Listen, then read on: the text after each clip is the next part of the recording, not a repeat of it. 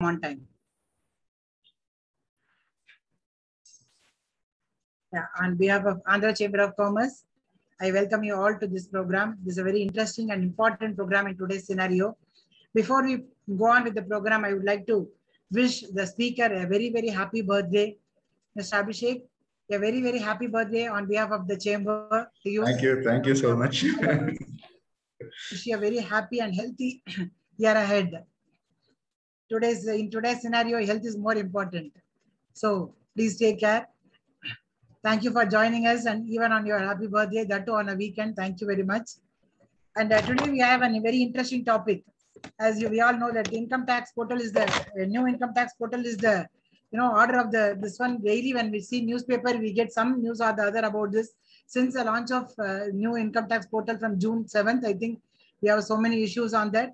And we have an eminent speaker with us, Mr. Abhishek Murali, who will be able to guide us on what is the latest development in filing the income tax returns and what are the current issues, challenges, and practical solutions for this. Which is very, very important for the industry members. So before I invite him for to take the session, I would like to briefly introduce. I know that many of you know about him because he is a very famous speaker as far as amidst the chartered accountants, but it's customary on the part of me to please briefly introduce him. Dr. C.A. Abhishek Murali is a practicing chartered accountant at Chennai, who is the partner of Mrs. Victor Grace & Co. Chartered Accountants. He is the elected secretary of the Southern India Regional Council of the Institute of Chartered Accountants of India for the year 2021. Dr. C.A. Abhishek Murali is the youngest elected regional council member of the Southern India Regional Council of the Institute of Chartered Accountants of India for 2 terms in succession of the periods of 6 years from 2016 to 19, 20 to 22 by securing the highest number of votes from Tamil Nadu. Congratulations, sir. He has the honor of being the youngest elected secretary in the history of SIRC of ICAI. During his term as secretary, the SIRC won the Best Region Award of the ICAI for the first time in more than 10 years. He is also a consistent rank holder in his education and examinations. Dr. C.A. Abhishek Murali is the president of the All India Taxpayers Association. Dr. Abhishek Murali is also the president of the Citizens Awareness Forum of India. He is an expert in direct taxation, international taxation, litigation, appeals, due diligence, and mergers and acquisition. Dr. Abhishek Murali has organized and spoken at more than 1,800 seminars, workshops, and conferences. In fact, he facilitated more number of seminars and he got an award also during COVID times. I have seen his photograph. Dr. C.A. Abhishek Murali was felicitated with the Gold Star Award by Padma Shri Dr. Mailswamy Annadurai, Director ISRO Satellite Center, Moon Man of India, for addressing more than 500 seminars during the COVID period alone. Dr. C.A. Abhishek Murali has also received the Abraham Lincoln Excellence Award from the International Peace Council, USA, for his excellence in the tax sector and laudable contributions of repute by addressing more than 500 seminars during the COVID period. Dr. C.A. Abhishek Murali is the member of the Committee for Implementation and Survey of the Faceless Assessment and Faceless Appeal Proceedings constituted by the Ministry of Finance, Government of India. Dr. Abhishek Murali is a non-academia member of the Board of Studies of Madras University. He regularly appears on national and regional TV channels and contributes articles of professional interest in various newspapers and journals. Dr. Abhishek Murali is the nominated First Secretary, Economy and Trade for the Honorary Council of the Republic of Zambia. He is also a member of the Finance Subcommittee of Presidency Club. Dr. C.A. Abhishek Murali is currently the chairman of the Public Relations Committee, the Direct Taxes and International Taxes Subcommittee, and the Committee for Members in Industry and Business of the SIRC of ICAI. He has authored 5 books of professional interest. His book on overview of the Companies Act 2013 is well received in the corporate circle. His books Income Tax Ready and Referencer and Taxation of Capital Gains are extensively used by professionals and government officials alike. Dr. C.A. Abhishek Murali is an avid golf, squash, football, and table tennis player and is a keen follower of the game of football. Abhishek has also regularly blogs and enjoys reading. So this is only the brief profile that I could read about Mr. Abhishek Murali. It's a lot more to go. We have Mr. Murali also with us today. He is the executive committee member of our Andhra Chamber. Proud to have you, sir. And I would request Mr. Abhishek Murali to please take over. Thank you. Thank you so much, ma'am. A very, very warm good afternoon to one and all present here. Thank you so much, ma'am, for such a lovely introduction and setting the stage. So you have been coordinating with me and organizing the entire program. So thank you very much for taking all the efforts. In fact, I must definitely say the Andhra Chamber is a very special chamber, very active, doing a lot of work for the benefit of their members, professionals, businesses, and the community at large, in fact. So my father, as ma'am told, was a very, very active member. He was introduced by then CA Nandagopal of Brahmaya and Co. So he was my father's guide and a mentor, and he had introduced him to Andhra Chamber at the time when he was staying in Tinagar, in fact, and such a great, kind person and inspiration. So I know from very close quarters for a very, very long time, for many years now, the great efforts put in by the Andhra Chamber of Commerce and all the team over there, including Vijay Lakshmi ma'am, current president Indra Dutt, and all the other management committee members. So it's a privilege to be here to address the large gathering on this very, very important topic.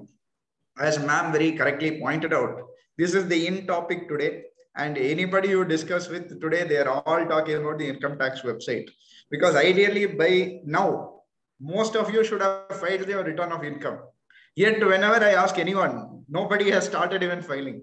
Even if they want to file, they are finding it difficult to file. So that is the scenario we are in today. And you must have been following the newspapers where the front line, every other day, the headlines always involve the income tax website. So many issues are there. Glitches have been resolved. Infosys CEO has been summoned, given date up to 15 September. All these kind of updates, I'm sure all of you are reading. Given this backdrop, the critical aspect that we are here to discuss are two things. One, what are the major changes in the ITR forms, the large change? And then the second most important thing, if you had to file the return of income, how is the step-by-step procedure, how you are going to do it?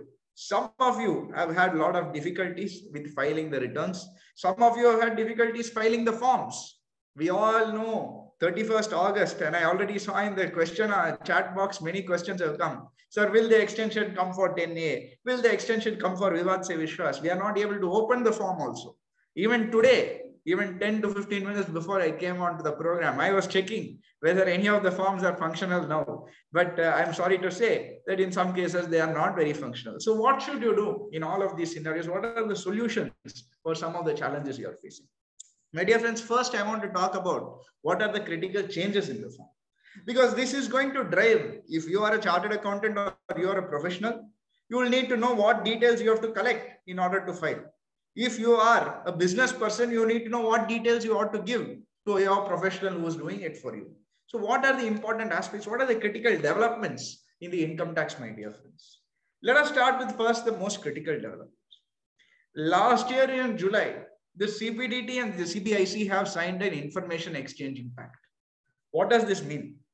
It means now, till today, or till this pact was signed, my dear friends and my dear members, is that the CPDT and the CBIC were acting like two separate bodies. Your income tax officer will look at your returns. Your person who's doing your VAT returns or GST returns, whatever service tax returns, used to look at whatever you're submitting there. But they never used to look at each other. So what, I give you an example of what happened in my very early articleship days. There was one company where I was doing the audit of the company. And when I was looking at the sales figure, it was not matching with the ledger. So I went and I asked the accountant, I said, sir, this is not matching. Can you please tally? He said, what are you looking at? And I showed him. Then he started yelling at his clerk. He said, why have you given this? You have given him the indirect tax records. You please give him direct tax records. I said, sir, what do you mean indirect tax record, direct tax record? All are the same only. He said, no, one set of things we give them, one set of things we give them. So very casually it was said at the time. And then we had to escalate it, and then it was completely rectified. But it was a shock at the time because I was very new to the profession and I could not understand what was happening. My dear friends, even though this may sound funny, there are several organizations, more so in the north than south, where they give separate set of information to the indirect tax authorities and direct tax authorities. Now with the data sharing pact, all the information you're sharing has to be equal.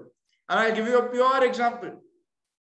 Any of you who is in business, any of your clients who are in business, download what is called the Form 26AS. Now, when you download the Form 26AS, my dear friends, the last part of the Form 26AS has details of the GST returns you have filed with the month-on-month taxable turnover as per your GST records. They don't even have to send a notice to the GST authorities. They don't have to search. Everything is coming with us, printout itself, everything is matched, everything is tallied. So the moment your sales as per GST records do not match with the sales of your income tax records, they will either issue a notice or they will make an addition. So please be very, very careful. I'm sure most of you will not have this difficulty, but the critical thing to do is to reconcile. There may be genuine differences. For example, I may be transferring my goods from one state to another state, my own factory, my own business premises, where GST may be applicable in these scenarios. However, income tax is not applicable. So your taxable turnover may vary in these sort of scenarios, my dear friends. So prepare a reconciliation. It's very, very important you do that, so that at the time the order is passed or a notice is issued, you will be able to argue the case. Now let us take the second one. Sharing of information with scheduled banks. This is a very, very important change. On September 2020, the government entered into an information sharing agreement with scheduled banks. Now, the purpose initially why they entered into this agreement was to have some TDS, TCS facilities for easy exchange of information. That is why they entered. But in the process, what they got is the banks started sharing all other information with the income tax department. I'll give you a fundamental example. I had a very, very high-ranking bank official as a client, and that gentleman had told me, see, it's very difficult for them to track the savings bank interest. Now, FD interest TDS is getting deducted, so it is coming in your 26AS very clear. You cannot not offer. Department is aware. But savings bank interest, I could have 50 accounts. I could have accounts with hardly any balance, 1,000 rupees balance, 100 rupees balance. All of these are practical issues. So your 2 rupees savings bank interest, your 10 rupees savings bank interest, your 1,000 rupees or even 10 lakh rupees if you are getting a savings bank interest, there was no effective mechanism of tracking the same. Now, however, many people received on 30th of March 2021, this year, on 30th of March, the last date for filing a revised return or filing a belated return was 31st March 2021. On 30th March, so many people got notices from the income tax saying, check the compliance portal. We have information that you have not offered this interest. We have got information you have not offered this interest. Then everyone started scrambling, what interest, what is this, etc. In fact, you will be surprised. There were so many people who have been filing the returns for 15 to 20 years, offering various incomes to tax, who had not disclosed details of certain banks, savings bank interest. When we asked them, sir, we have got this notice. I asked, what about this bank account? Why you are not offered? So many years you are not offered. I said, why you are not offered? They have not checked anything, so I decided not to offer. Now the information is there with the income tax. They gave 1 day time this time. This year, every assessee got literally 1 day time. There was no extension given. 1 day time, they had to revise the return, check whether it is correct and file a revised return. This was how the department now possesses the information, my dear friends. So when it comes to your savings bank accounts, please ensure that you disclose all the details to your auditors so that they will know how to admit the same, how to tax the same. There is a deduction called ATTTA. If you're a senior citizen, up to 50,000 is also exempt under ATTTP. So all of these provisions are there. But disclosure is absolutely mandatory, and non-disclosure may lead to not only additions but penalties also. So please be very, very careful when it comes to disclosing your information. Now, the banks are empowered, the income tax department, with the information they have. So therefore, fundamental question, is the returns that you are filing very, very different this year? So I can tell you this. Normally, we have different types of ITR forms. And we will say this ITR form is for you, this ITR form is that person, this ITR. So these are the 7 ITR forms are there. What are the purposes? ITR 1, normally salaried persons. ITR 2, if you have any form of capital gains, even sale of shares, etc., that will come in ITR 2. ITR 3 is if you have any business income. ITR 4 is what we call presumptive taxation.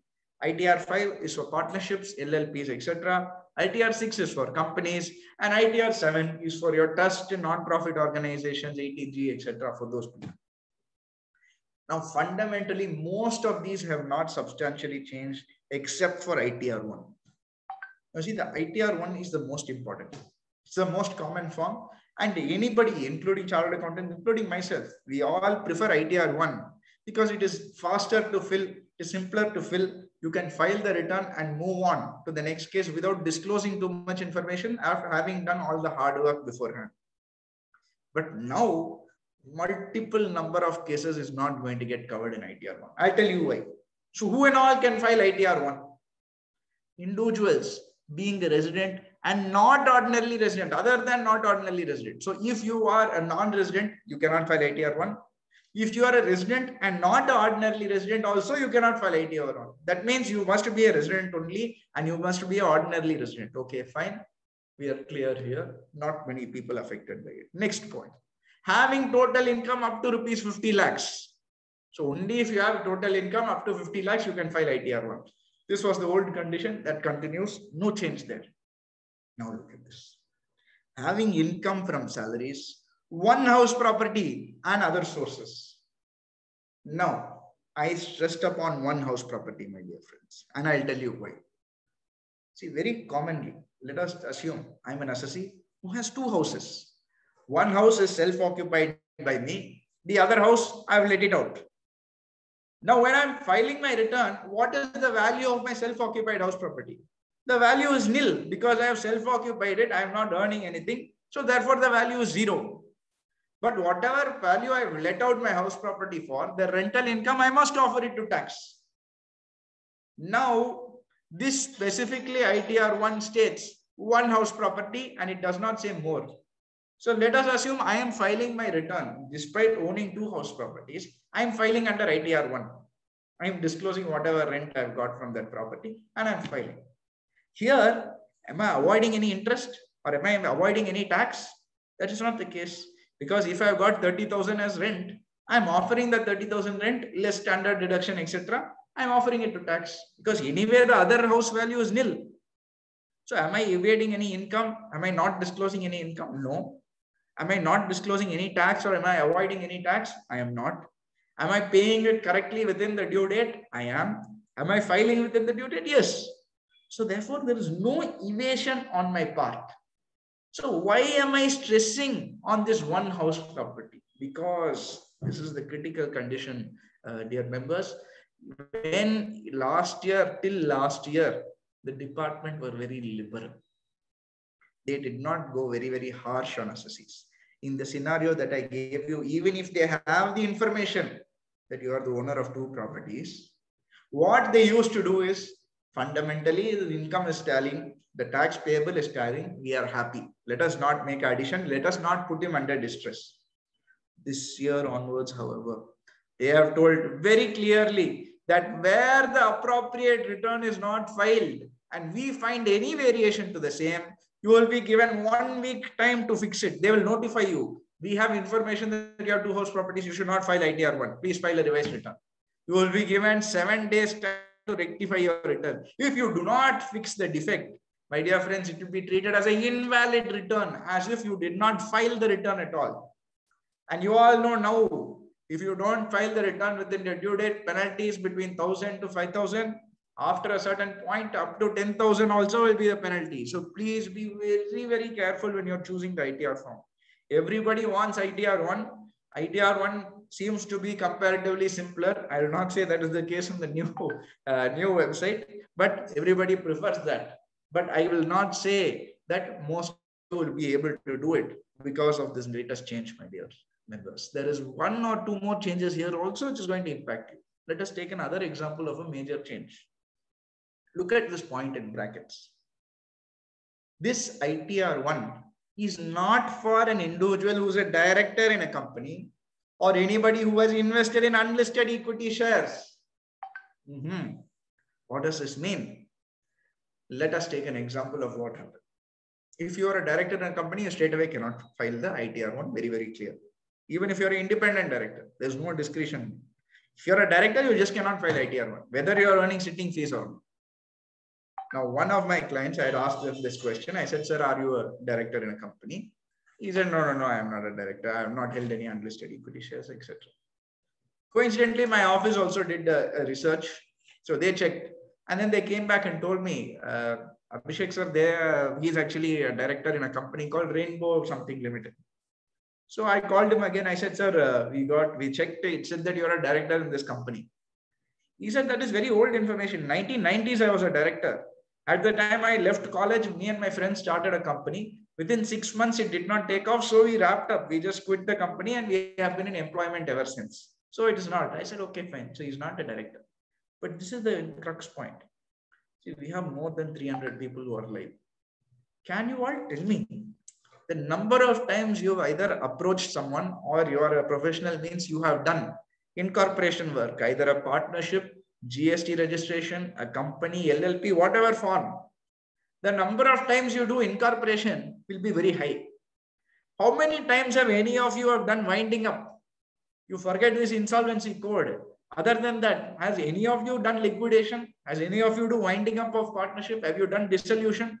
Hardly anything. You can even count on your fingers the number of people, number of liquidations that have been done, number of winding up. So in this client's case, what happened? He's no longer director, but he still happens to hold unlisted equity shares. He still holds the equity shares because the company is not wound up, my dear friends. So therefore, you are forced to file ITR 2. You cannot file ITR 1 simply because in 1990 he formed a company. He happens to hold the equity shares. So you cannot file. Because what the form says is if you have held any unlisted equity shares, then you cannot file ITR 1. You must disclose it under ITR 2. And large number of disclosures are required out of it.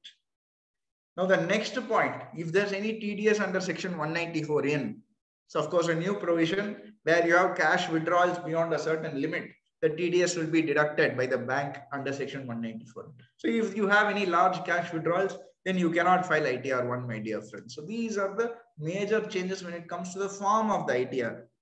So here let us talk about certain other critical changes. This change is going to impact a lot of people. 7th proviso to 139. See, normally who has to file a return of income? There was always income-based criteria only. If your income exceeds the basic amount not chargeable to tax, which is 2,50,000 for a normal person. If you're a senior citizen, that limit is 3 lakhs. So if it goes beyond this level, you must require to file a return of income. What happened? All of you have been following all the WhatsApp forwards. You must have been hearing the various news articles. Only less than 4% of the population of India are filing the returns. 3% are bearing the entire expenses for the country. All this you would have read on, sure. So the government also felt, see, we have brought in so many restrictions, so many incentives to file, but still only so many people are filing. But you just take a walk down, whichever road you are living, mate, whichever street you are living in, you just walk down the road. Somewhere you'll find a bunch of shops over there. Some of these shops, down my road, there is a shop where they are doing business almost 12 hours a day. You will find a minimum queue of 4 or 5 people there. Minimum 4 or 5. Maximum, it goes into almost 30, 40 people standing and waiting for their sandwiches. And these people will be doing billing of several lakhs in a day. In one day, several lakhs billing they'll be doing. Whether this person is filing the return of income. This person, he'll not have a GST registration. He'll not have filed the income tax return. He would have not even had a PAN number. He may not even have a bank account also. All of these circumstances may hold true for this person. Yet he is making billing of several lakhs per day. Per day he is making so much billing. So this person ideally should have filed the return. But there was no way to track him. So now the government have put a responsibility. They have said, we are now going to track on the basis of expenses. So where an assessee has incurred any expenditure of an amount or aggregating an amount of rupees 1 lakh or more in a year for the consumption of electricity, he has to file the return of income. So this person, 12 hours, he's running the entire shop. He's having lights, fan, toaster, all of this running. So definitely his electricity bill is going to be more than 1 lakh in the entire year. So whether his income criteria is met, if you go and ask him, sir, have you filed the return? He'll say, no, sir, I should have earned 2,50,000. You check my bank account, nothing is there. So I don't have to file. But if you look at the expenses, suddenly you can catch him and then you can ask him questions. How you paid? You paid electricity bill of 5 lakhs. You are saying you have not earned any income. Where you got the source to pay it? Now the department can come and ask. Look at the next point. Have you incurred any expenditure of an amount or an amount aggregating 2 lakhs or more for a travel to a foreign country, either for yourself or for some other person? I am traveling to US. I'm booking tickets for myself. My expenses is more than 2 lakhs. I should file my return of income, whether I'm showing whether I'm actually earning income or not. I'm booking tickets for my wife. She is going to the US. I have booked the ticket, so I have to file my return of income. And now tell me this. Many of you will have relatives who are abroad, either in the US, UK, Australia, or Middle East, somewhere you will live. Now, most people who have children, especially in the US, they'll be working in an IT company. They'll have senior citizen parents who will be in India. The son will say, I have been here for 10 years. Why don't you come and live with me here? Why are you staying alone in Chennai? Why are you staying in India? They will say, no, no, no. My family is here. My temples are here. I'm used to this life. So I want to be here only. I will come for a holiday over there. So what will that son or the daughter do? They will say, okay, we will take care of your expenses. Whenever you come here, we will book the tickets. Now, can you tell me? They are booking the tickets. The mother is flying from India to US and then coming back. Who has to file the return of income here? Because that senior citizen mother in India does not have any income. She does not have any income. Who is filing the return? The US citizen also does not have any income in India. He has been a green card holder. He is living in the US for more than 10 years. He is expending his money, booking tickets for his mother, paying the electricity bill for his mother. So will he file the return of income when he has no income in India? So this is one of the catch-22 situations of this clause. You see, this clause was meant to catch the example of the shops I get. People who are trying to evade the taxes by not coming anywhere into the net of the income tax. So therefore, department went on expenses side. But in the process, they have ended up catching that senior citizen mother or that foreign citizen who's living in the US and booking tickets. That person has to file the return of income now. So look at how wide-ranging this is. Not only that, you take maybe your house, you are living in an apartment.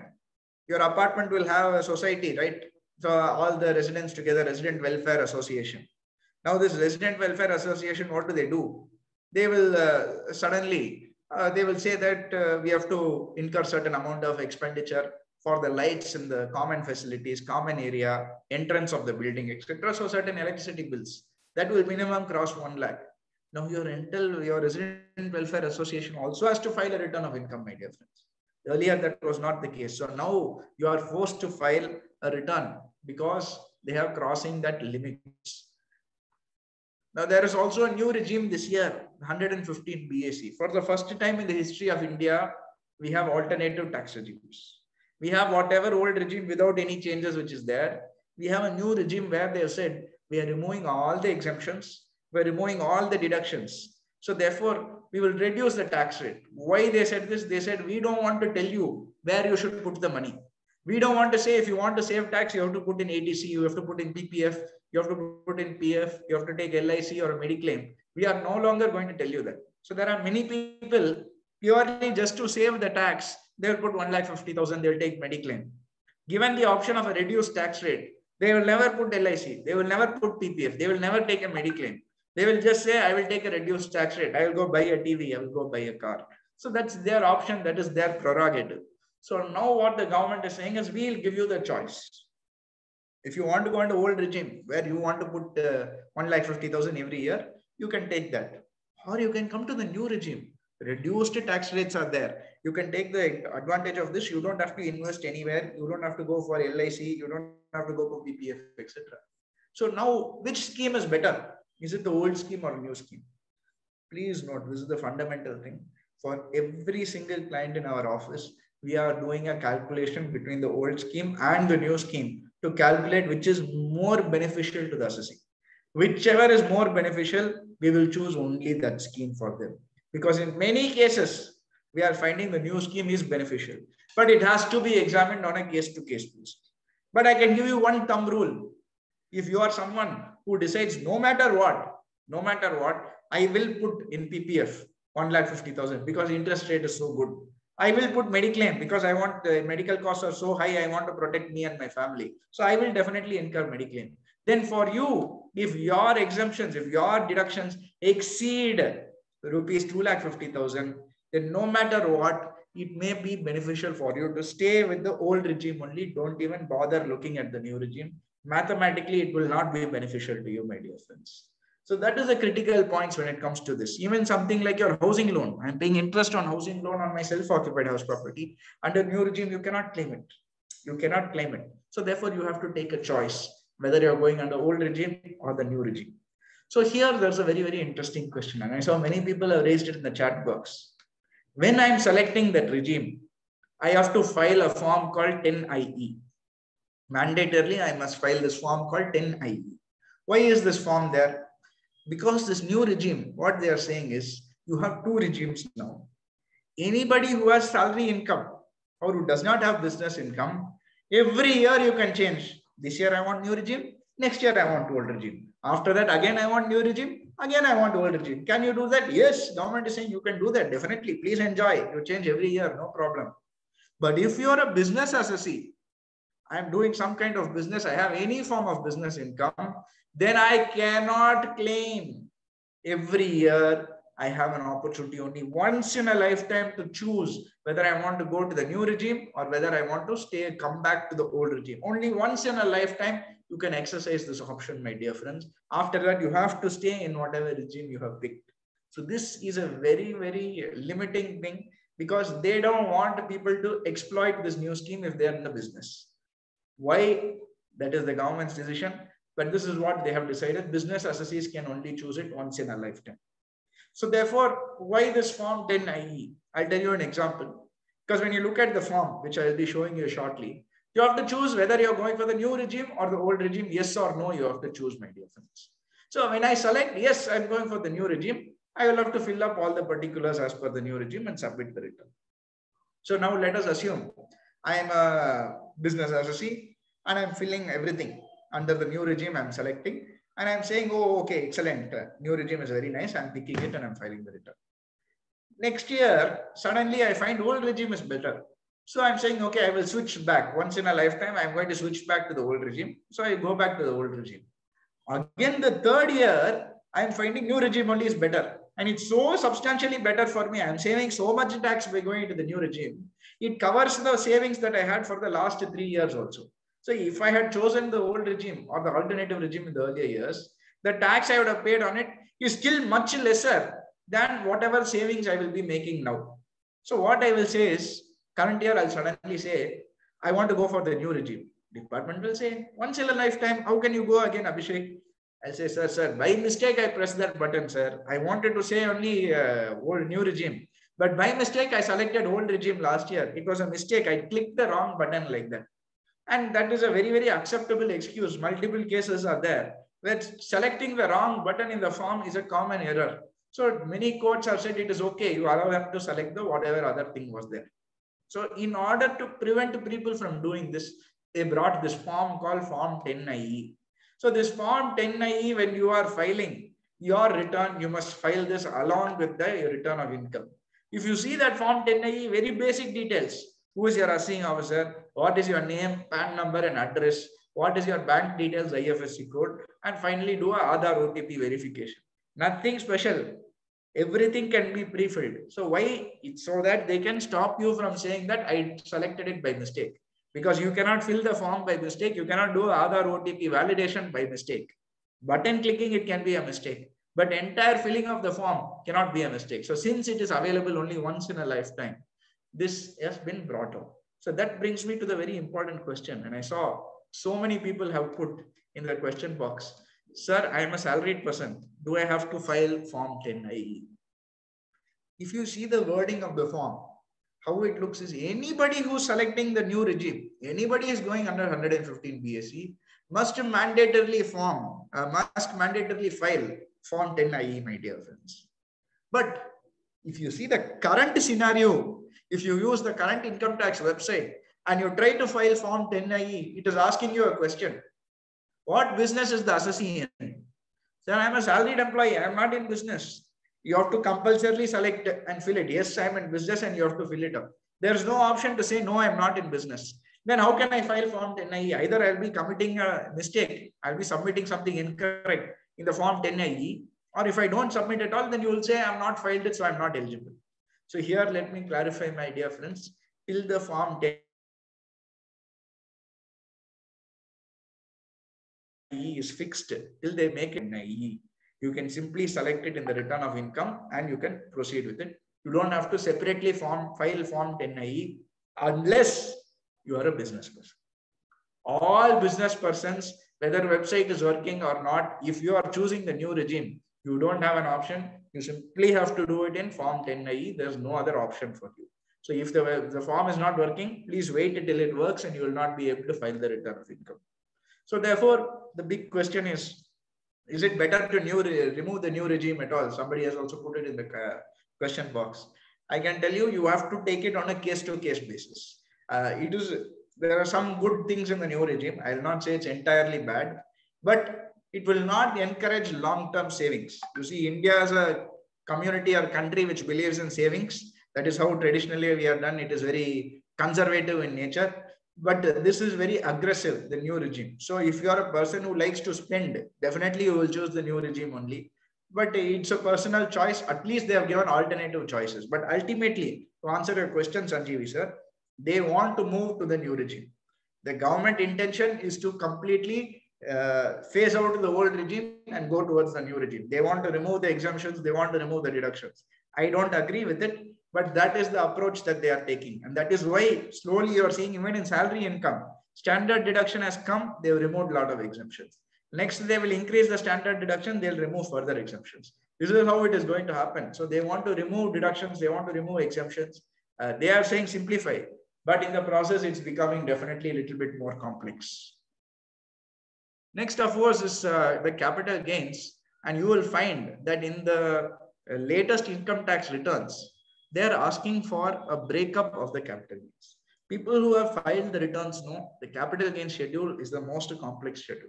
It's a very, very lengthy schedule. It starts in point number 1, short-term capital gains on land and building. Like that, it will go 1, 2, 3, 4, 5, 6, 7. In that, there will be several subclasses. Then after that, long-term will come. There are also 8 clauses, many subclasses, so many things are there. And then you have to give a quarterly breakup. Till the point where you file the return after spending an hour and a half and filling everything. When you file the return, you will get an error saying capital gain schedule incomplete. Then you have to go and search in that full schedule. Oh, what I missed, where it is there. There'll be one small drop-down box somewhere in the corner saying you have to select not eligible. Very, very complex it was. Now they have done something which is good. They have simplified it. So now they are listing out all the asset classes. So give the land and building, equity share under 111A, equity share under 112A, bonds and debentures, any foreign asset. All of these details are listed out. You have to select whichever is relevant for you, and then you can select whichever is the relevant clause. So let us assume land and building I have sold. So if I select that, then the only details that will show me is what is my sales consideration, what is 50C, what is my index cost of acquisition if I'm reinvesting under 54. It is not going to ask me details of 112A. You fill the details of the shares that you have sold, what is the unlisted shares, what is the equity shares, all that I don't even have to bother looking at. Similarly, if I have sold only shares, listed shares, then I don't have to bother looking at 54. I don't have to bother looking at 50C. What are my reinvestment? What is the address of the property I have sold? What is applicable? Not. I don't have to look at any of that. So definitely this is a good change and it is beneficial for persons so that you can be filling the capital gain schedule with an easier way. The next major change, dividend income. For the first time now in many years, your dividend income is going to be fully taxable at your slab rate. Earlier, dividend income was completely exempt under section 1034 for shares, 1035 for mutual funds. Your dividend income was completely exempt. Now, then subsequently, they said up to 10 lakhs it is exempt. Beyond 10 lakhs, it is taxable at 10%. They said. Now they said dividend distribution tax is abolished. Every individual has to pay tax on the dividend at their slab rate. So if your slab rate is 30%, you have to pay tax on your dividends at the rate of 30%. And now TDS is also being deducted on that. And what you should do additionally is now you have to give a quarterly breakup of the dividend because they are going to charge you interest. You will be levied an interest on quarterly basis on what earnings you had. Because they'll say you should have paid self-assessment tax. Who asked you not to pay? So that is what the government are saying with this breakup. So you have to provide now a quarterly breakup. Now there's another interesting point. If you remember, I was telling you on ITR 1, if you have one house property, only then you can file. So let us take a scenario. Now I have one house property. I have only one house property, but I'm co-owning this house with my wife. 50% me, 50% my wife. Now what are the conditions for ITR 1? I must have salary income. It must be within 50 lakhs. I must have only one house property. I must have interest income, no capital gains, etc. I am satisfying all of that. How many house properties do I have? I have only one because I'm 50% owner only. So which ITR form should I file? So here's what we have said now. There is any form of co-ownership. If I have any form of co-ownership, then I cannot file ITR 1. I must file ITR 2 only. I must file ITR 2 only. I am 50% owner with my wife. We both individually own only one house. But still, I must file under ITR 2 because I'm a co-owner. Sir, 99% I'm the owner. Only 1% my wife is the owner. Sir, even in that scenario, you must file ITR 2. You cannot file ITR 1. So please note this very, very important development, because once again, where co-ownership is very common in India, because from a tax planning point of view, you want to take benefit of interest deduction, you want to take benefit of municipal taxes, all that you want to do, then you get a separate limit in each co-owner's name. So a lot of people are tax planning through co-owners, but then you cannot file ITR 1 if you are a co-owner of any house. Please note, you must do it under ITR 2 or ITR 3 only, my dear friends. So this is a very, very important new development which is there. If you remember, I told you, no, when you are director in a company, you cannot file ITR 1. This is why. What you see on the screen is all the details they are asking from you when you are a director. Name of the company, what is the type of the company, what is the PAN number, whether it's a listed share or unlisted share, what is your DIN number. All of these details you have to fill now about the type of company also that you are a director in. Then if you are holding any unlisted shares, you have to fill what is the name of the share, name of the company, what is the face value of the company, how many shares you have held, then when you transacted it, what is the opening balance, what is the closing balance. All kinds of information are now being sought from the assessee, my dear friends. And this is the next major hurdle, which is what we call section 112A. You see, your capital gains on sale of equity shares used to be completely exempt till 3 years back. Under section 10 subsection 38, entire capital gains on long-term shares which are listed on a recognized stock exchange where STT is paid was completely exempt. Now they introduced a section called 112A, and they said it is exempt up to 1 lakh. After 1 lakh, you have to pay 10% on it. Now, when they made this change, they brought one new schedule called 112A. This 112A schedule is a highly cumbersome schedule. Let me tell you, it's very, very difficult to fill this schedule.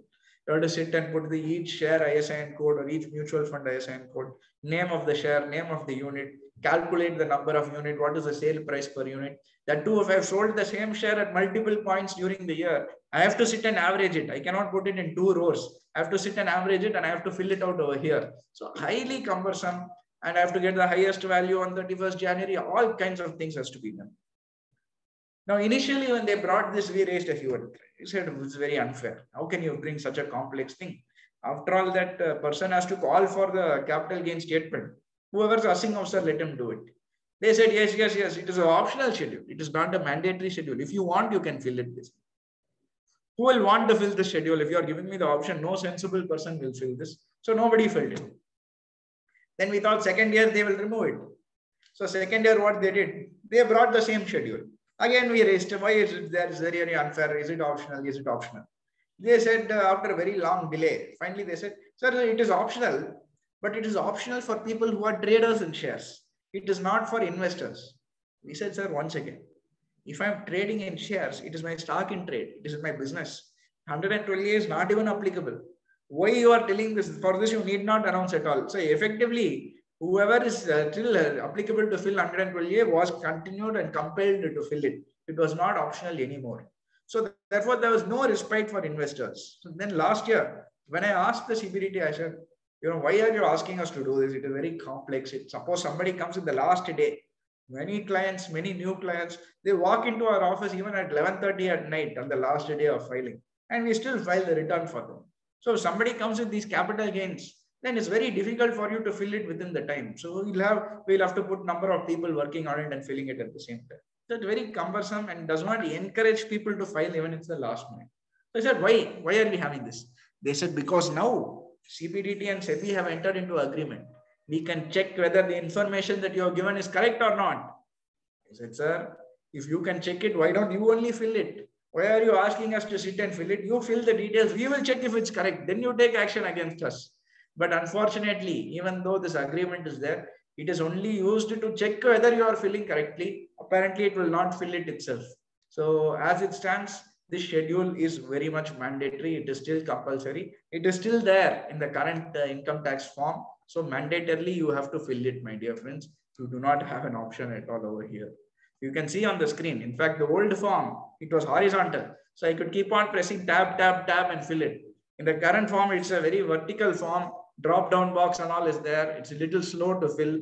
It's definitely much more cumbersome, much more tiring than the old form. So I will not say it is a great change. In fact, it is more harder in the new form, my dear friends. Okay, this is a very, very important change, the 26 years. People who have taken the 26 years in the last 6 months, if you have printed it out or you have gone through the 26 years, you'll see a very, very interesting development. Increasingly, something called SFT transactions are being reported. Statement of financial transaction is being reported. Earlier also it used to be there, but for very high value transaction. I'm getting REC bond worth 50 lakhs, then that will get reported. So very rare cases. Now, even if I'm putting a cash deposit of 3 lakh rupees, it is coming in my 26 years. I'm making a payment for my credit card bill, that is coming in my 26 years. I am purchasing a mutual fund or I'm purchasing FD or I'm putting in an FD for worth rupees 10 lakhs. That is also getting reported in 26 years. So now your 26 years is capturing all kinds of information. Earlier, it was meant to reflect only TDS deducted. This is the income, this is the TDS, and that's all. Now, suddenly, it is capturing all kinds of soft information about the assessee. What cash he is depositing, how much is his credit card bill, is he converted any forex during the year, is there any expenditure in foreign currency through cash or check? All of these details is now being captured in the form 26 years. Now, here there are two very, very important questions. How are they capturing it? One. And two, if it is captured, what should I do? It has got captured. How is it impacting? One. How are they capturing it? The other party, whoever is the bank, whoever is the fund house, whoever is the dividend distributor, whoever is the forex translator, all these persons are reporting this information about you. So they have reported it. Now, two, sir, it has come in my 26 years. What should I do? How should I go about it? Please note, there is no specific thing you need to do. It is a mere disclosure to you that this transaction has happened and the income tax are aware of it. So let us assume a scenario. I filed my return for the previous year. I don't have any income. My closing cash balance in my balance sheet in the previous year is 5,000 rupees. During the current year, I earned an income of 1 lakh rupees. 1 lakh rupees entirely, that is my profit I earned. So that is my income. But my cash deposits during the year happens to be 55 lakhs. Now, can you tell me what is the source for 55 lakhs? It is coming in my 26 years I have deposited. But how will where I got this 55 lakhs? Because my opening cash balance is only 5,000 rupees. I've earned during the year only 1 lakh rupees. So totally my income, even if the entire thing is cash, has to be 1 lakh 5,000 only. It cannot be more. Where I got another balance 50 lakhs to deposit. So this is the critical point in this 26 years. Where you are making these cash deposits, where you are making cash payments, etc. You must ensure that you have the adequate source to explain it. Earlier, department could not track. It was very difficult for them to track. If you are paying your cash bills, if you are paying your making cash deposits, for them they did not know. Now they will check. We have the information of what is your closing cash balance. We have how much income you earned last year, how much income you earned. Where you got this balance amount? So totally only 1 lakh you should have. Where you got 55 lakhs? Then you have to say, oh, my aunt gave, my uncle gave, these so many people gave, or actually I did not disclose it. If you are not able to give a proper information, proper explanation, please note they will be happy to make the addition, charge interest, penalties, etc. So if you have any SFT, please ensure you get your guidance from your auditor how to go about it and ask them to make note of the same. So that when ultimately you get any notice or you have to respond to the same, you will have all the answers ready for the same. So this is a very, very important development, because our Prime Minister made another announcement. He said, going forward, till now, whatever I told you is getting captured in the SFT in 26 years. Now our Prime Minister has told, going forward, we want to capture the following things in your 26 years. What are the following things? If I'm paying educational fee of rupees 1 lakh or more in a year, my son or daughter gets into a medical college, they get into some engineering college, I have to pay a huge amount as an admission fee. That is going to get captured in your 26 years. Any electricity consumption of more than 1 lakh, that will come in 26 years. Look at this next point. Any business class travel, whether domestic or foreign, that will also get captured in your 26 years. Payment to hotels of rupees 20,000 or more, purchase of jewelry more than 1 lakh, health insurance premium paid or 20, all these details are going to get captured in your 26 years. Why? Why are they doing it? Because now they will check the source. They are going to check and reconcile if all the information about what your incomes are, what your existing sources are, is enough to satisfy the application of your money in all of these fields. But what is going to happen in the process is, let us assume I am a business associate. I have to travel for business regularly. Then my business class travel, everything will get reported. So many associates are there. In fact, some of our clients, every Monday morning, they will leave Chennai or they will leave their city, wherever they are, go and stay in another city, travel during the entire week at between 3 or 4 cities. And either Saturday morning or Friday evening, they will come back to Chennai. So these persons, if you see their business class travel, in a week, minimum 3 to 6 times they will be traveling. And naturally, when they travel, they are going to stay in hotels. So I don't know how all of this is going to get captured. That travel details alone will be 50, 60 pages in the 26 years. So suddenly, what was meant to capture TDS has become a very, very large scale thing. So this is the ultimate idea, because they want to check the sources and the application of the income. Of course, in the process, certain genuine people are going to be affected, but this is the ultimate objective of the government. So they are going to be tracking all your expenses to make their life easier for them, my dear friends. So now, since we have some time, I'm going to just quickly share how the ITR form will be filed. We will take a demo case. Suppose you have to file the ITR form. How are you going to do it? So let me share my presentation.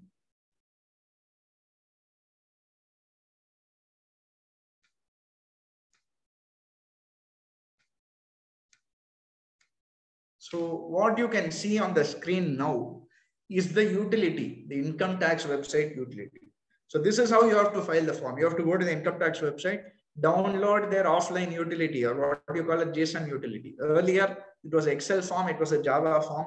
Now they've made it a mandatory JSON form. So you have to download this JSON utility and then press this continue button after you install and open it. So now we are going to file the return for a certain assessee. So as you can see on the screen, this is what it looks like. So I'm going to choose first the file return option. And let us assume I'm going to download the pre-filled data. I have not done for this assessee. So if I'm going to do it, I have to download the pre-filled and press continue. Now here, I have to fill the PAN details of the assessee. So I'm going to fill at random details, and I'm going to proceed. Now it is going to take me to the income tax website over here.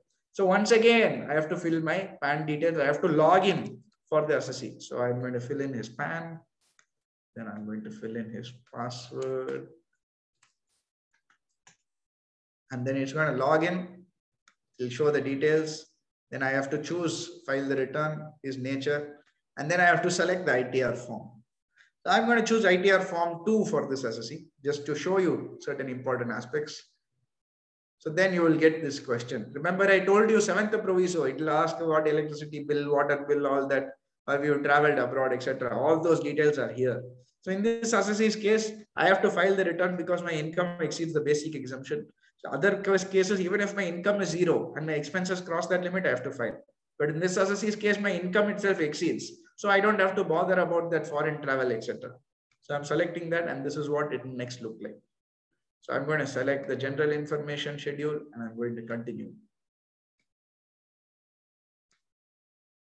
So here, as you can see, it's a little bit more complex for sure. Amanda said that it's going to be easier, but I can definitely tell you it's more complex in the old form. So here you can see there are multiple slabs. You have so many schedules which are there, almost 15 or 16 schedules. So I have to go schedule wise. Each time I have to fill each schedule and then I have to confirm. So in this case, first is the general information about the assessee. What is his name? What section he is filing in? What is his contact details?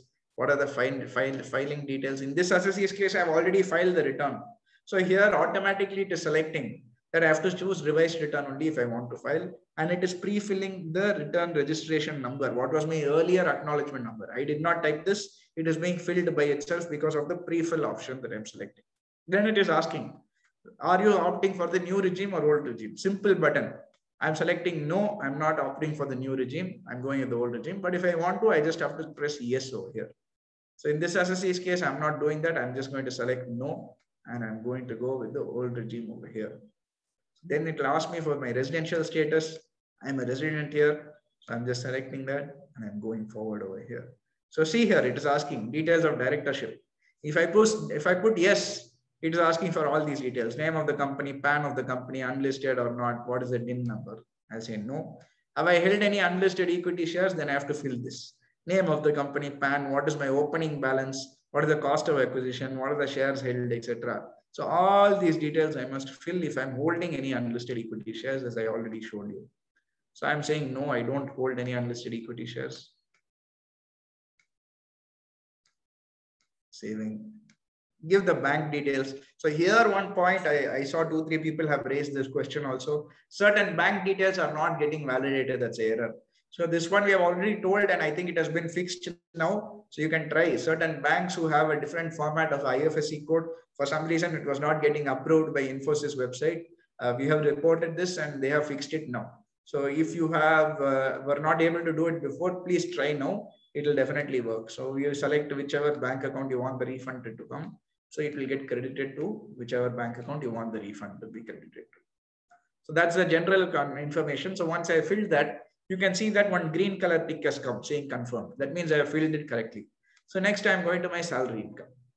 So earlier in the old form, the salary income etc. used to pre-fill. So when I selected pre-fill, it used to get pre-filled from whatever was my 26 years etc. Now here, for some reason in this new form, it is not getting pre-filled. Don't ask me why. Don't ask me how. It gets pre-filled in some cases. In most cases, it is not getting pre-filled.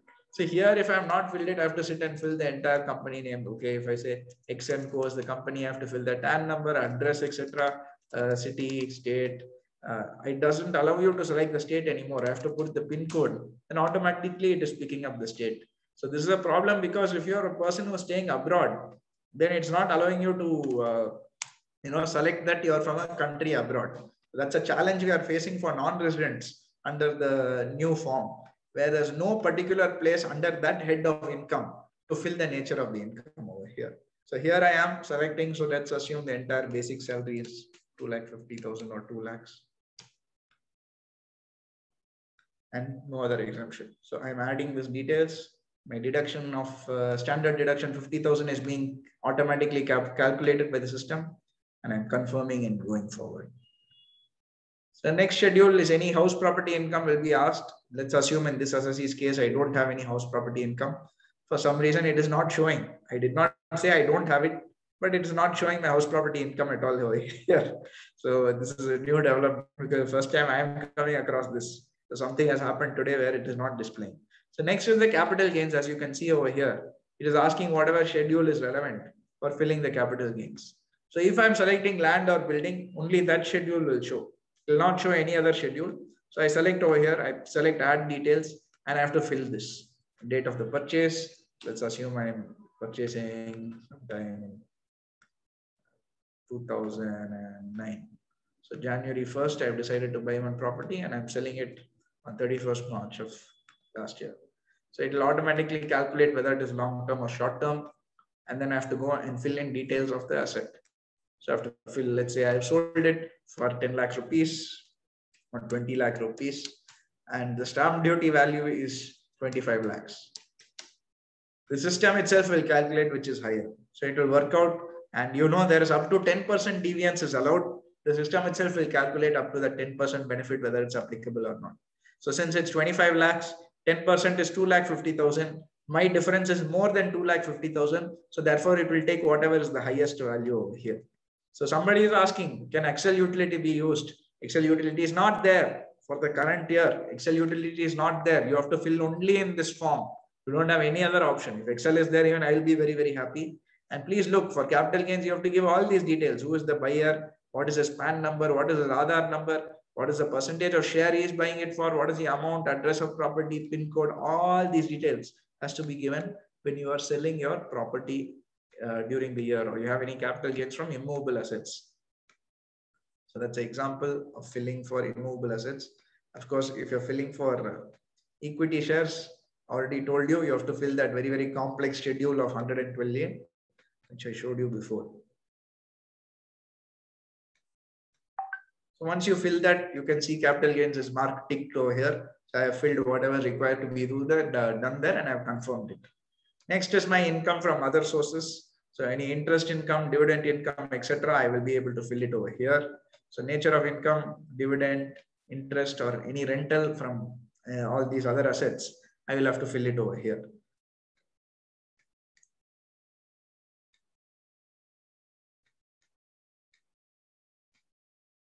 Next, we will go to the deductions after I fill my income from other sources. So I filled that up, and that will be marked as tick. In this case, I have just not voluntarily, I have not filled it.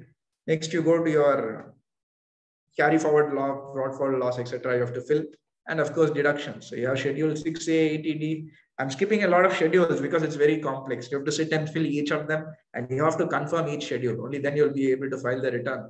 But in the last, after doing all the hard work and efforts, it will show, as somebody has put in the chat box, I'm getting so many errors at the time of filing. That is what will happen. And if you don't fill everything, you don't carefully input it, then all your efforts of 1 hour, 1.5 hours of filling the form, at the last minute, it will show error. And in many cases, it's not getting saved also. It's not getting saved also. You'll have to sit and fill it again. So definitely get the guidance of someone who's more familiar with it when they are filling these forms, my dear friends. So if you can see over here, the new 80C, 80D, 6A deductions is again a little bit more complex. They've split it into two parts, the key deductions and the other non-key deductions. 80C, 80E, CCD, EE, all of these details you can fill over here. And as you can see further down, you will have another part called part C and D. Over here, you can select other ones like 80TTA, 80QQB, 80U, all of these you can select over here. I don't know why they have made it so complex and split it like this. Earlier in the old website, it was very, very simple. You have the entire list, you choose whatever you can claim the deduction on. Now they have decided we will make it more complex in the name of simplicity.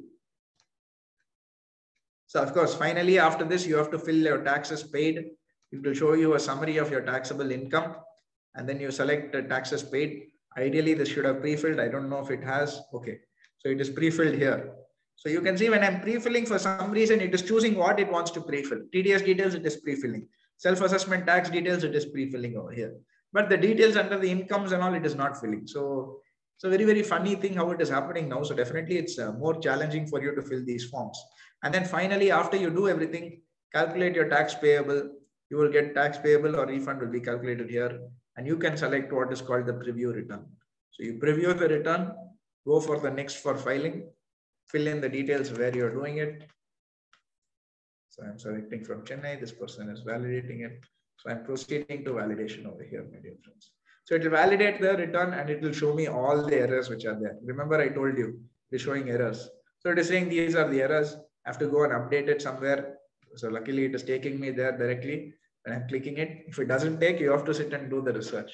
So then once you do this, you can do your Aadhaar OTP and you can file the return of income. So that is the long and short of filing the return of income. So basically, this is the overall presentation when it comes to filing the return and what are the critical changes when it comes to filing your return, my dear friends. Of course, when it comes to the forms, you all know this is the last day for 10A and your Vivad Se Vishwas is actually 31st of August. Till the start of our program, the extension was not yet announced. Of course, we have made a representation and I can tell you offline that the representation was taken very, very positively. So hopefully we'll get the announcement very shortly. But the fact of the matter is today, if you want to file 10A, it's having a lot of challenges. Trustee details you are filling, it is not happening. You're forced to change the address of the company to fill the trustee details. Finally, very often when you are submitting after filling everything, it is saying server error and your entire form is not getting saved. So you're forced to wait and fill the form again in hope that the server will work. If it does not, everything is gone. When it comes to your Vivad Se Vishwas, nothing is working today. 3 days back, it was working fine. You are able to submit it.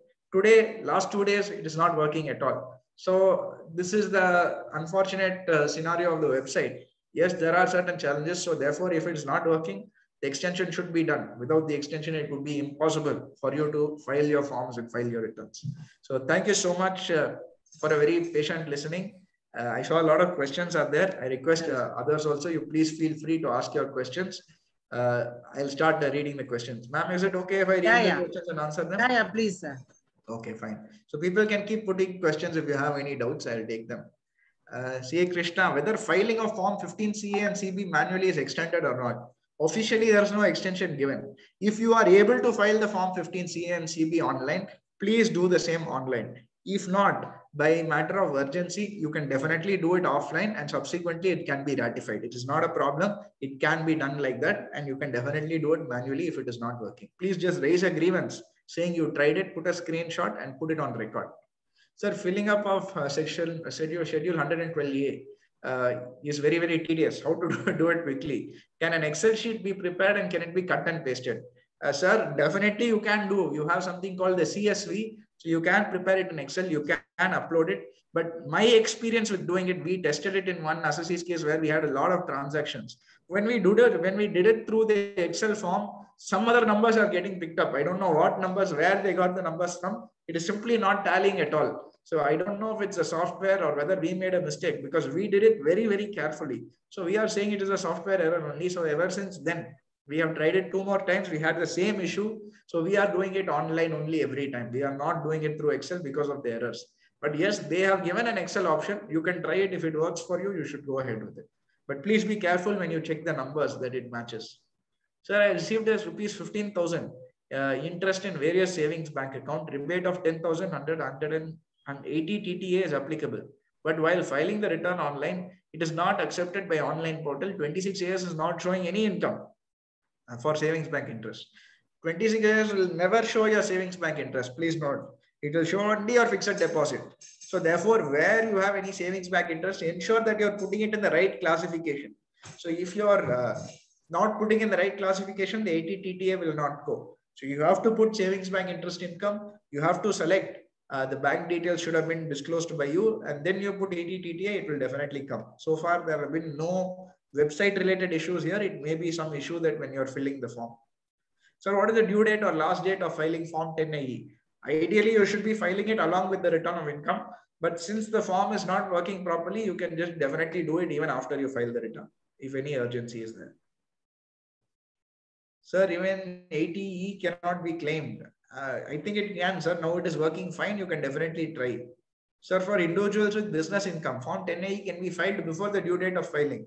That is 31st July or another date. Okay. For individuals having salary income, 10AE can be submitted before or at any time of filing ITR. Yes, you are right, sir. You are absolutely right. Sir, better to remove from new regime. Okay, I don't think we discussed this. What about income from salary and business? Okay, as I said, if you're having business income, once in a lifetime only you can go into the new regime. Salary income means every year you can alternate. That's not a problem. Every time they amend the IT Act, they say simplification, but it becomes complication. Unfortunately, I'm forced to agree with you, especially I think the new return, the entire thought process was we are going to make it simple, but 100% it's become more complex and much more challenging. I can guarantee if somebody tries to fill it themselves without the knowledge of income tax or without the knowledge of filling the form, they will 100% make a mistake. And seeing how CPC, etc. are taking action very, very seriously, the person likely will end up having to pay a penalty or some high interest. So please be very, very careful when you are filling it, sir.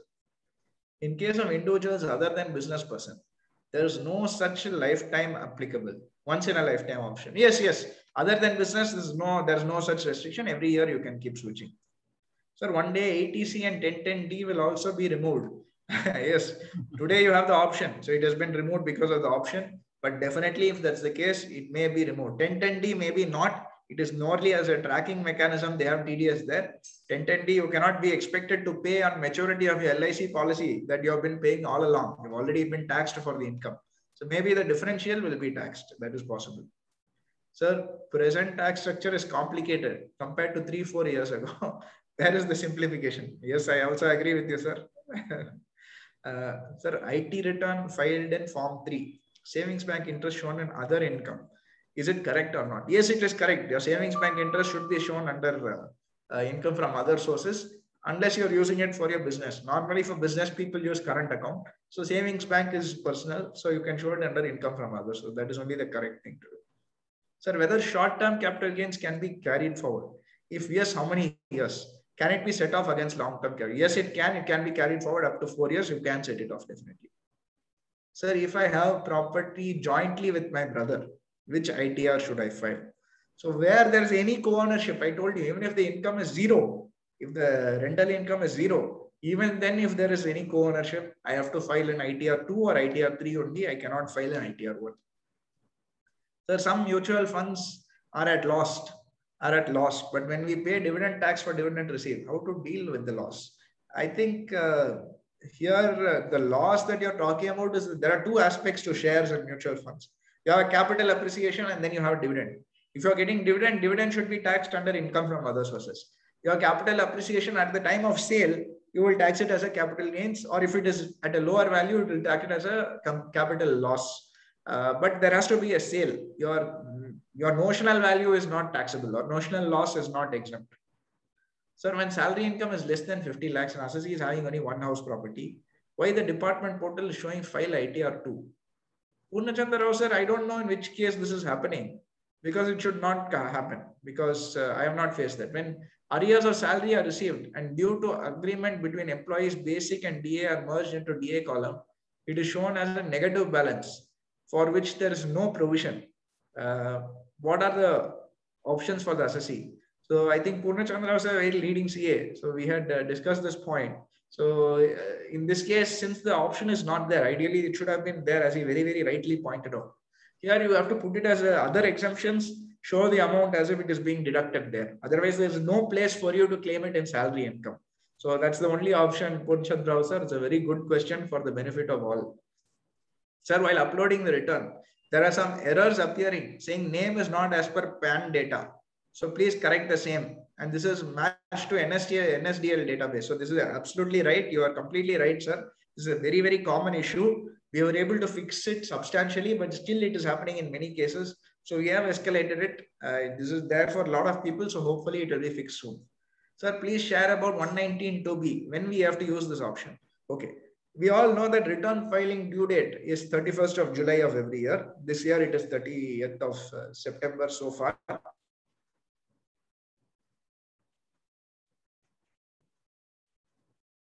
They may extend it further. So then that has now been reduced to 31st of December.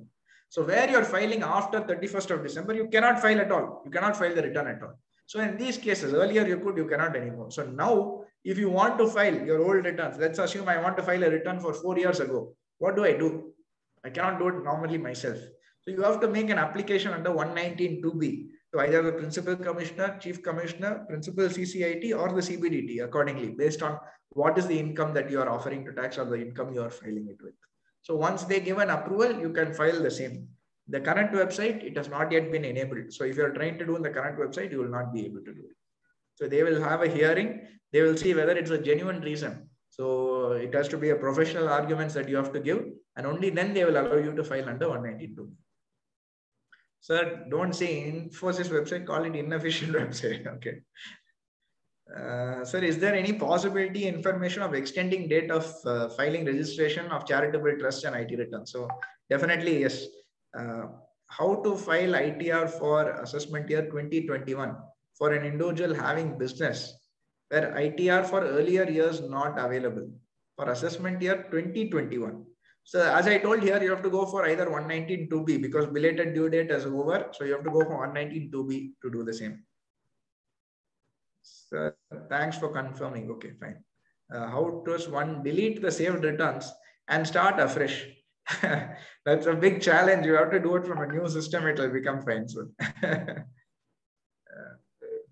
So thank you very much. Very useful session. Oh, thank you. Excellent presentation. Thank you. Thank you so much. If we buy a flat, do we need to include it in the form? Yes, it will become an income from house property. So you must show it as a self-occupied property or let out property wherever. Even if it is vacant, it has to be disclosed. Sir, excellent session. Thank you. Thank you so much, sir.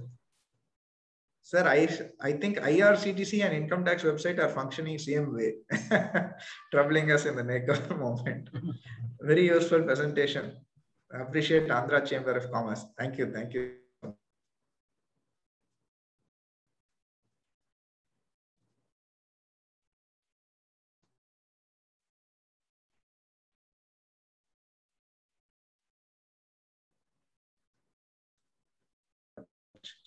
So credit to them.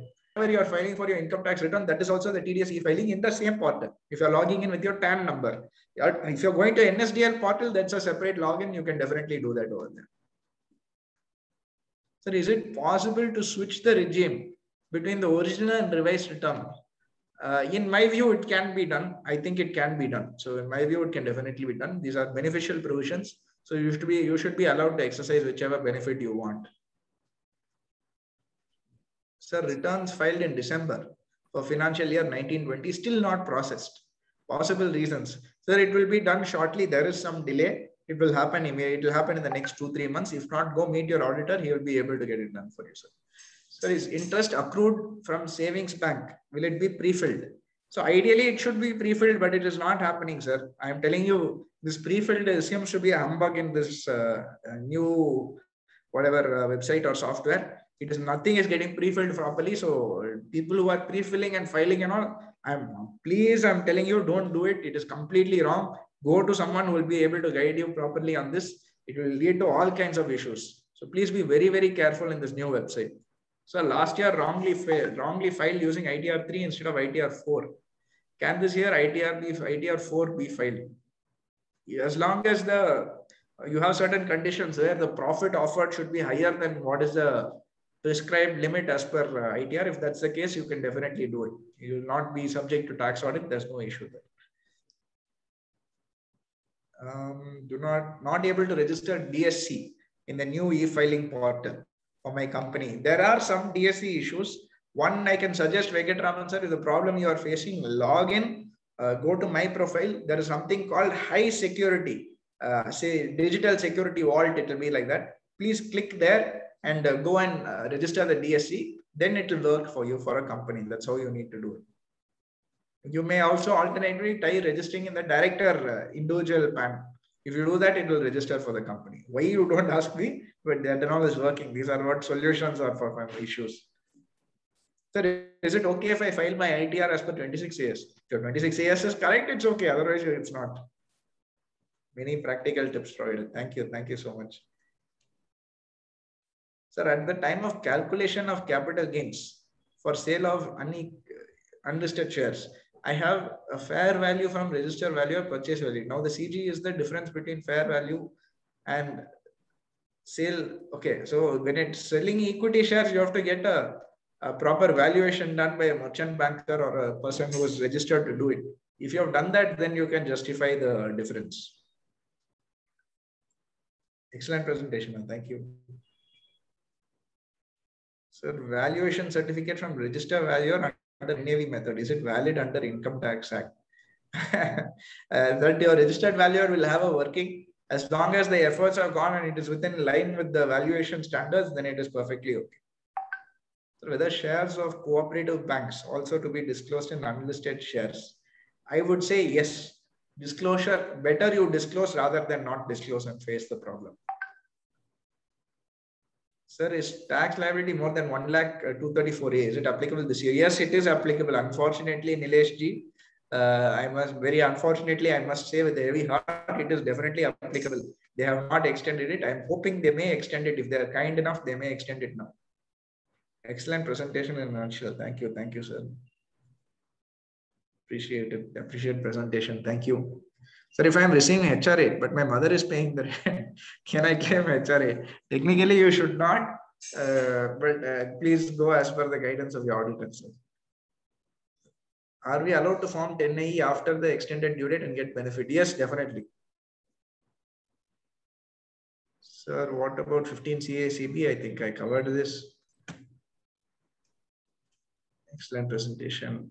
Does land need to be shown? If you are a business case, you'll be putting a balance sheet, you have to show, otherwise you need not separately show it. One query, not able to was asked if I'm receiving HRA, but my mother is paying the rent, can I claim HRA? Yeah, that is what I said. I said technically you should not, but I would suggest you go to a professional for guidance how to plan the same. Okay, so I think with this we have covered all the. Can you share the PPT? Many people have asked. Definitely, I'll be happy to share the same.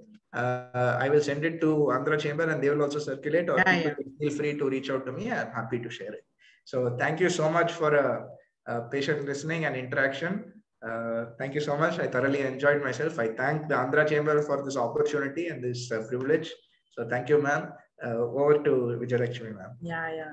Thank you so much, sir. It is our privilege and pleasure to have you today, because amidst the weekend, amidst your birthday, that you could join us for this program. Thank you very much, sir. I would like to thank Mr. Murali, REC member, for having suggested today date as well as the session, because we were wanting to do for the last 15 days, but our programs were tight packed. Yesterday and day before, we had a workshop on digital marketing. Again, we have the program on 7th on MSME loans. So since the programs were continuously packed, I was suggesting that we can have it sometime next week. But we thought that it would be better that before any other, rules comes, it's better that people understand about the new rules. So I would like to ask Ms. Madhu on behalf of Andhra Chamber of Commerce, we would like to present an e-memento to Mr. Abhishek Murali for an excellent session. Thank you, Mr. Murali, Abhishek Murali, for joining us today. And this is an e-memento. This will be sent to you by mail also. Thank you, ma'am. It's a pleasure to have you. And the points well covered, as many of them, you can see the feedback from the chat box itself, that what is your presentation, because it was very well covered, like for the business people, for the IT salary class, and for the capital gains and things like that. It was very, you have taken the crux of the actual IT thing, and then you have covered it very well in such a short time. So thank you very much for your presentation, and we would like to have your presentation so that we can share it to the participants. And I would like to thank all the participants who have, joined us today, being a Saturday evening. Thank you very much. Thank you once again, one and all. Thank you.